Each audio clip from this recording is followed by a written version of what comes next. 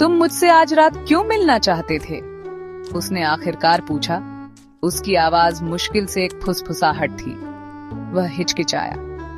वह उन शब्दों का उच्चारण कैसे कर सकता था जो उसके दिल को तोड़ देंगे?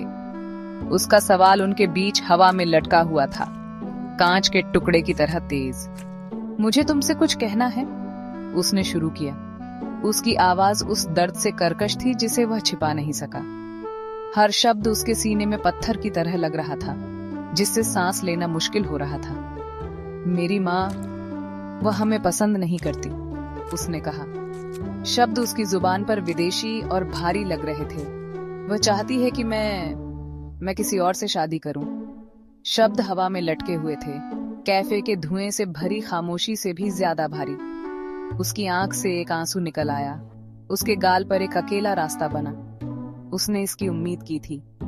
फिर भी उसका एक हिस्सा आशा की एक किरण से चिपका हुआ था। शायद हमें एक दूसरे से मिलना बंद कर देना चाहिए, उसने कहा। उसकी आवाज कांप रही थी। यह कोई सवाल नहीं था, यह एक बयान था, अपरिहार्य की एक दर्दनाक स्वीकृति। हम अभी भी संपर्क में रह सकते हैं, उसने विनती की। उसकी आवाज में निराशा थी। वह जानता था कि यह एक खोखली विनती थी, लेकिन वह उसे पूरी तरह से खोने का विचार सहन नहीं कर सका। क्या तुम मुझसे बात करोगे, हमारे बारे में? उसने पूछा। उसकी आवाज शोकी सैक्सोफोन के ऊपर मुश्किल से सुनाई दे रही थी। उसने दूर देखा। उसकी खामोशी मंद रोशनी वाले कैफे में बाहरी थी। उसके पास उसका जवाब था।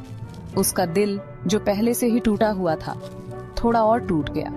वह खड़ी हो गई। उसकी कुर्सी जमीन से रगड़ खा रही थी।